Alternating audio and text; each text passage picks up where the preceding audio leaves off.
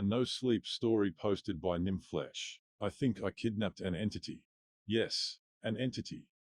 Maybe the word monster is a bit more appropriate, but I don't think calling her a monster would be fair, because if anything, I'm the monster for kidnapping her in the first place. But to be fair, I really didn't know she was like this. I really thought she was human. I'm going to keep it simple and straightforward. I kidnapped Letty because I used to run a filthy trafficking business that involves teen girls. Supposedly, human teen girls. Letty definitely isn't human, but I didn't know that when I took her to my car and knocked her out cold with chloroform. Call me the real monster, call me a bastard, call me a mistake. Whatever it is, I know what I am. I deserve to rot in prison for everything I've ever done, and I shouldn't even be alive and here to type this out. But well, here I am, and Letty's sleeping peacefully with her head on my lap right now, as if she hadn't just killed 30 grown men in one go without so much of a trace. Just some blood splatters on her that I bathed her out of. Now I realize I sound like I'm trying my best to keep Letty's identity a vague secret, but I'm not. I just don't know how to describe her.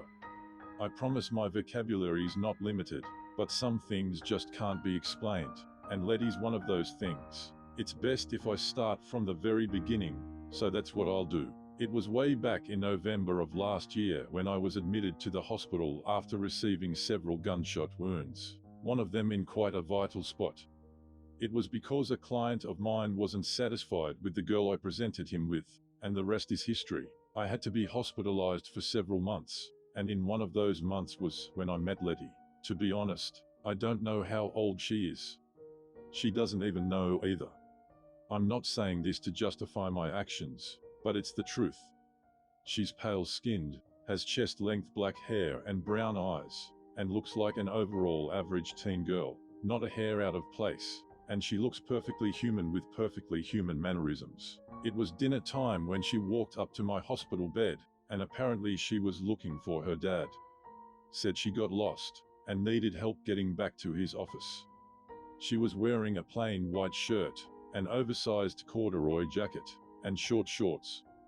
Barefoot too. It was weird considering it was damn near freezing outside, but I just waved her off and told her I didn't know jack shit about her dad.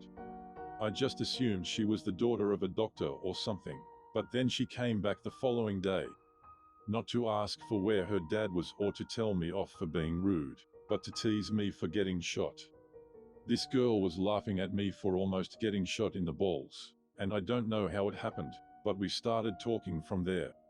Surprisingly, I didn't lash out or call her a bitch, but I think I was way too tired to pick a fight with the very thing that got me shot in the first place. I was considering quitting being the scum of society after the whole nearly shot in the balls fiasco, so I just played along with whatever, and from there, she visited me daily. Always at dinner time, and always with the weirdest outfits ever. Not that I was to judge since I was always in a hospital gown, but she was an oddball. Still is. I didn't tell her about my line of work, of course, and Letty didn't tell me too much about herself either. She said she lived in the hospital and that her dad isn't even really her dad. I still don't know what to make of everything she's told me, but her company was nice. Not because she was the only one who ever visited me, but because she's genuinely nice to talk to. She's got a deathly fear of dark chocolate, and her music taste is kind of shitty, but aside from that, I couldn't find any other flaws. And with me looking forward to her daily visits, time flew by quickly.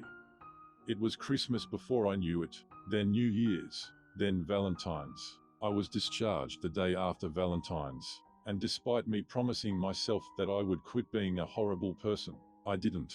Was my bond with Letty all for nothing when I suddenly decided to kidnap her and use her as a bargaining chip in case the fucker who shot me decided to come for me again?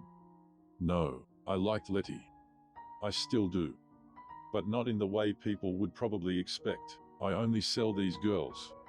I don't touch them. I don't feel anything for them. Hell, I normally don't even speak more than a few words to them. Letty was an exception. She was the first teen girl I actually got to talk to, and that's not counting the times when I myself was a teenager.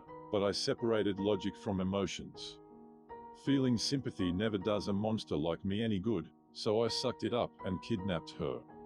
To make things a bit better, I even promised to give her the best room and feed her the best food. I'd even let her blast whatever emo songs she wanted to, so long as she cooperated. Look, her dad didn't give a shit about her. She was practically neglected, and she didn't even have a mum. No friends either. Girls like her are the easiest to kidnap, so that's why I did it. I'll take you to the mall was what I said to her on the day I kidnapped her.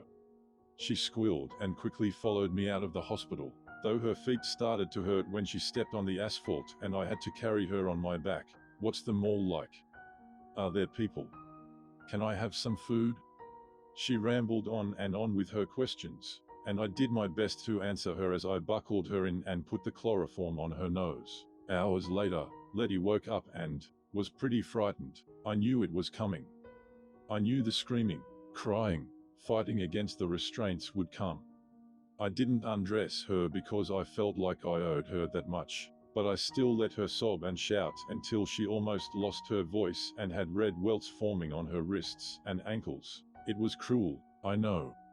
It hurt me just a tiny bit to see her like that, but I promised her that I would move her to a better room if everything went well, also known as, if that gun-wielding fucker wasn't going to come back and bother me again.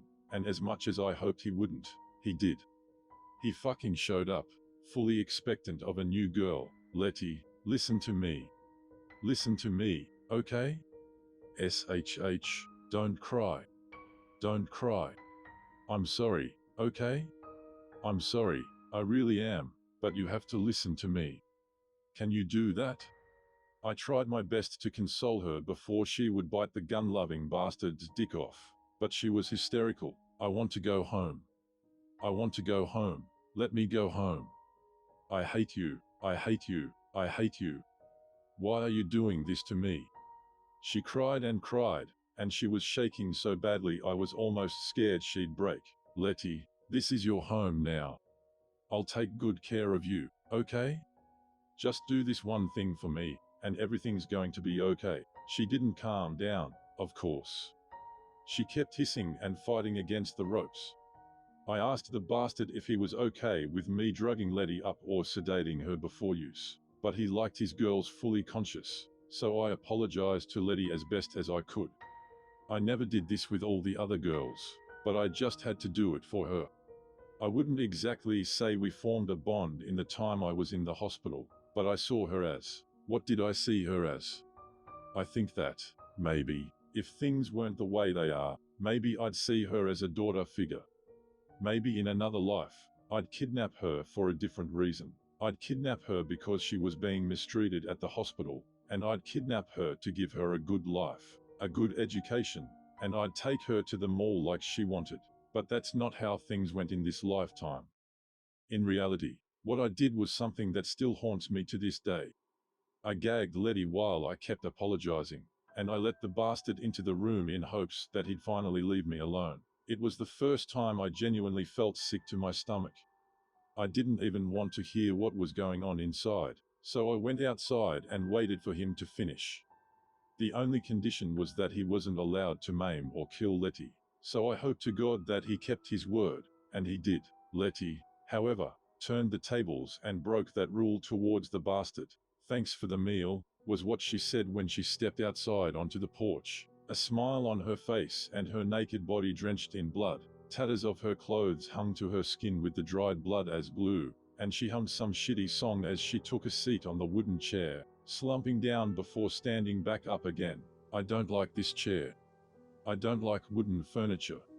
You should put a pillow over the seat, or maybe get a new chair altogether. What do you think? She asked nonchalantly, as if she didn't have a loose optical nerve dangling off her earlobe like some weird earring. Hello? Earth 2? Letty waved her hand in front of my face, and all I could do was just stand and stare. What the fuck just happened? Was all that was running through my mind. Letty, I started, surprised I even found my voice. What happened? She tilted her head to the side, and shrugged. What do you mean? You literally kidnapped me and kinda pissed me off. But you gave me some food, so it's okay now. What? Did you think I'm still mad at you? She giggled. I shook my head slowly. What did you do? She frowned. I ate? You gave me food, and I guess maybe I shouldn't have told you that I'm easily bribed with food, but yeah, I just had a nice meal. Why are you so confused? Did you just eat that man? You gave him to me. When my dad feeds me, he does exactly what you did. Puts the food in the same room as me, and lets me eat. What's wrong? At that moment, I didn't know what the fuck to do. The more I stared at Letty with her bloody face and even bloodier lips, I felt like I was going mad. I felt like I was in hell and finally repenting for all my sins. I didn't understand what was going on, but also started to piece things together at the same time. And I knew from the moment that Letty let me see her finished meal, with not even a bone left on the floor, that she just wasn't right. She wasn't human. I was scared of Letty after that. I threw up right on the spot, and she cleaned the vomit and blood off of the walls and floors. I taught her how to use the showers as quickly as possible so that the horrible stench of human flesh and blood would be gone. And after she was clean, I gave her one of my shirts to wear. I didn't know what to do with her after that. I went on the internet and started poking around to try and grab a sense of what had just happened. I guess it's normal human nature to want to make the unknown less unknown and more known.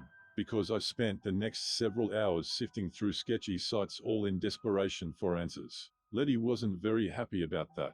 I'm sorry if I wasn't supposed to eat that food. You didn't tell me I couldn't, though. She frowned as she sat on the edge of my bed, timidly looking at my computer screen and quickly looking away whenever I turned around. That wasn't supposed to be food, I said. Then, what? I didn't answer. I couldn't tell her the truth, and I just didn't know what to say. It was so unnerving to have her drill holes into the back of my head with her eyes, but she didn't seem angry at me, and neither did she have an idea of what had almost happened to her. What could have happened to her? What would have happened if she wasn't what she was? And I didn't hear her move. But eventually, Letty stood up and wrapped her arms around me. I'm sorry, she sniffled into my shoulder. I'm sorry, I was just really hungry. I thought you knew, but I don't think Dad told you. I'm sorry. I put my hand on top of hers, and sighed. No, Letty, I'm the one who should be sorry. She lifted her face up, and snorted as she nudged me. PFFT, of course you should. You put that weird smelling thing on me to make me sleep. It smelled really bad, you lifetime jerk. It was a relief to know she was still her eccentric self. But still, I had to ask, Letty, what are you? She stilled, and blinked a few times. She furrowed her brows and frowned deeply, the gears turning in her mind before she eventually shook her head. Dad says I'm a girl. I'm a little different, yeah, but I'm just a girl. I know my diet's kinda weird, but maybe it's not that big of a deal since you're not mad at me. She smiled as she walked around the chair and planted herself on my lap. What do you think I am? I didn't know.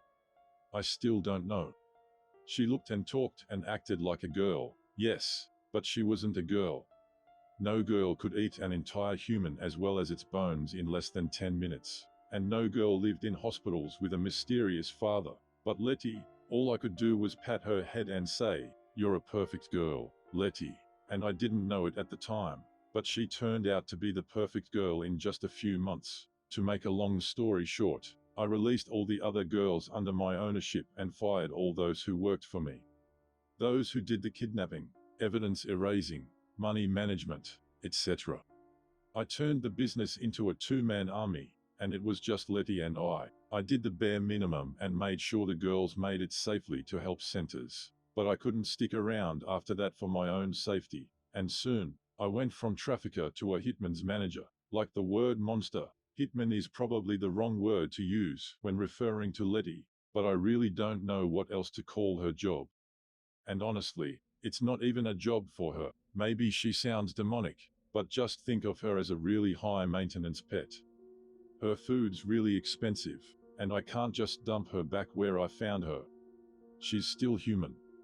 Well, she has human emotions, As far as I can tell, I'm still unsure if she even has a human conscience or morals of her own, but she seems perfectly content with her daily tasks of gobbling away her targets, or rather, my targets. I still have connections with my clients in my previous job, and if they want anyone dead, they can simply give me some info, pay me half the promised amount, and pay me in full once I've fed Letty some food. Now, the reason why I know she's not human but I'm not entirely sure how to describe her is because she never allows me to see her eat. Once I guide her to where the target is and tell her she's allowed to eat it, she always insists on looking away. It's for your own good. She smiled as she petted my head in the very same way I usually do. It's kind of rude to stare when a girl's having her meal, you know? So don't think too much about it, just let me grab my snack, and I comply. All I can imagine is that she probably undergoes some kind of transformation of some sort whenever she eats, because when she's done with her meal, she's always stark naked, and for this reason, I always have to have 3 spare shirts on my person at all times. I didn't want to think about the sounds of sharp canines digging into flesh whenever she bites down. I didn't want to think about the sounds of crushed bones and kneaded brains whenever something heavy stomps on them. It's not a human foot, and I know it. I still didn't know what it was, and I thought that perhaps I'd never know, because I promised Letty that I'd never look. But as much as I'd like to say that I was satisfied with the life I was having with her and with the easy illegal cash that was flowing from all directions, a part of me always knew that life wasn't always going to be like this, because one day, I noticed a strange man loitering around the house.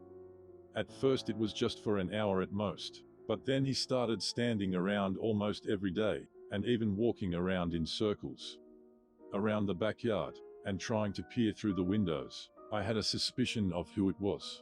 "Who's your dad?" I asked her one time. "I don't know, but he always uses a boring old white coat. It's like he even sleeps in that thing." I was about to ask her more, but then the doorbell rang.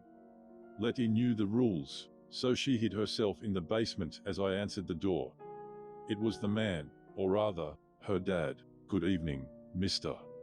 I'm one of the doctors from the hospital, and on Dr. Jeremy's request, I've come here to check on how your wounds are doing. It seems you were discharged several months ago, but you haven't come by for another checkup. Is everything all right?" Now, I really had never seen Letty's dad up until now. He looked nothing like her, but I guess that was expected. This was also obviously not normal hospital procedure, so I tried to get him off my property. "Good evening, doctor. I'm doing well, and I really appreciate your concern. Everything's all right, and Dr. Jeremy's done a stellar job at aiding me to health.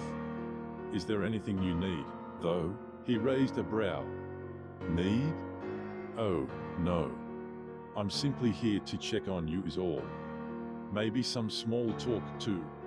Life at the hospital is quite boring, as you can see." He laughed dryly. "I see. Letty would know how dreadfully boring it was, to the point she even talked to me every day. But aside from that, mister, how have you been? Met a special girl yet?" "Yes, I did." "No, not really." Why the strange question? The look he gave me was clear as day that he didn't believe me. "Ah, don't bother with it. Now, I truly hope that I don't come off as rude, but something's been stolen from the hospital around the time you were discharged." He quickly put his hands up as if trying to show he was friendly. "That's not to say I'm accusing you of anything, mister, but do you happen to know anything about said events?" I'll admit I was scared. It was summer, and I was sweating bullets. If Letty's dad was a psychologist who studied micro-expressions, he might have easily been able to tell I was lying. I knew he wasn't a normal doctor at all, and I still don't think he's a doctor, like Letty. Maybe I'll never know who he truly is, but that's not the point. At that moment, I simply let out a chuckle and shook my head. "What? Take something from the hospital? Aside from some free pudding? No, I'm sure I didn't accidentally take anything of importance." I pat him on the shoulder. "Sorry I can't help you with this, but if there's anything else you need, you can just tell Dr. Jeremy to shoot me an email." He grabbed my arm, and hard. His previously friendly expression turned to a cold stare, almost soulless, and his grip was iron and unmoving as my eyes widened and I tried to pull away in panic. Mister, I'm afraid to say that CCTV footage has been found of you taking said thing of importance out of the hospital. I'd really like for you to comply, because everything you say or do can now be used against you. Kidnapping and trafficking is a serious crime, isn't it? And so is murdering. I'm a man of many sins, and one day I promise to repent. On that day, I promised to repent too. In my mind I saw myself going to church and asking God for forgiveness. As a child I always went to church, and for old time's sake, while mixed with the underwhelming fear bubbling up inside me, I told myself that before I died, I would make Letty happy and pray for forgiveness to whatever God would be willing to listen to the pleas of a monstrous sinner. But to make all that happen, I knew I had to survive the current ordeal first. And that's why I used all the strength I had in my vacant hand to strike Letty's dad in the face. His grip slackened, and once it did, I grabbed the goddamned gun that once belonged to the fucker who shot me and tried to shoot him. I forgot I had emptied its bullets out, and for a moment, it cost me when Letty's dad shot right up and striked me on my cheek too. A tooth fell out and I began coughing up some blood. But I got on my feet and used the gun's handle as a weapon to bludgeon him right in the face. Full of adrenaline, I kept hitting him until his nose was crooked and his left eyeball was almost popping out of its socket. He didn't give up, though, because he managed to knock the gun out of my hand to grab me by my collar and hit my head against the doorframe. The world began to spin as blood was running down my face and I knew I needed stitches, but I didn't give up. I kept trying to fight him with all I had. That's not to say the match was entertaining in the least. We were both men who probably never exercised after the last PE class we had in high school, and both of us were struggling to win against the other in a talentless, messy fight. He was aiming to kill me, while I was aiming to disfigure his face. That was all I had to do. Just make him look unrecognizable. I didn't have to kill him. I just had to do this the easy way. Because, Letty, food's here. The alien sounds of something stomping and rumbling through the basement stairs was enough to make me feel safe, and as soon as I heard the door burst open, I rolled into a corner and closed my eyes as tightly as I could, all while I heard Letty ravage her meal in full. I was shaking in both fear and pain, and adrenaline was still pounding through my veins as I was close to hyperventilating, because for a split second, I saw Letty. I truly saw her. I saw Letty, and I still don't know what she is. Her soft voice startled me, and I recoiled when I felt her touch me. She gasped, and when I opened my eyes out of instinct and saw her pained expression, I quickly relaxed. She was human. She looked human. Letty, I reached out to her, pulling her in for a hug. She didn't hug me back. You saw, she said. I did. She pushed me away, and I felt her hands tremble in mine. Do you? I don't hate you, I laughed. Fuck, Letty, you just saved me. I think you're hurt. No shit. I was bleeding everywhere. I'm fine, Letty. Look, let's go somewhere, okay? We can even go to a mall. I'll go pack my bags now. You just go shower, okay? I went to pat her head, but she slapped my hand away. She said my name, a serious expression on her face. You know you should have called me earlier, right? Look what you did, you big bumbling fool. You're hurt and now I have to take care of you. Look, I appreciate the concern, but we have to get moving now. There are bad people looking for you, and you just ate one of them. I know I ate Dad. I froze. I waited for her reaction. Was she secretly angry? Was she going to kill me now? I think that I felt strangely at peace at the notion of being eaten by her, now that I think about it. I wanted salvation, but I think I would also find it by having Letty end my life. After all, I nearly killed her, but she didn't hate me, and I didn't hate her. Cat got your tongue. PFFT, you insufferable sea slug. I don't care that I ate him. He hurt you, so it's fine, she smiled. And besides, you saved me from the hospital. You're a good man. It's still ironic how Letty saw me as a good man, because I wasn't, and even if I try to be one now, it still won't erase every bad thing I've ever done. But she was the first person, first soul, to ever call me good. I knew I could make some changes. Maybe I'd still go to hell. Maybe there was no escaping my past, but even if I'm still doomed to punishment, I still had Letty to think about. The first thing that ever saw me as good, I broke down for the first time in years, all because of her words. I cried, and Letty hugged me. She didn't understand why I was crying, but she held me through it all. She didn't and still doesn't know how she was hurt by a bad man, only to be saved by another bad man. But she's the perfect girl. After all, I packed as many things as I could, and fled town with Letty posing as my daughter. It was a little difficult considering how different she looks from me, but there's nothing I wouldn't do for her. I've even found myself a normal job to support the two of us. I take her to the mall every Saturday, and every Sunday I bring her to church with me. She falls asleep sometimes, but I think there's nothing she wouldn't do for me either. And now, she's even asleep on my lap. 30 treats in one go is a little too much for her, so she's a little too full right now, but I wouldn't have it any other way. When she wakes up, I'll take her to the mall, and I'll let her buy that band shirt she likes so much. I, a monster, might have kidnapped another monster, but Letty's still a perfect girl.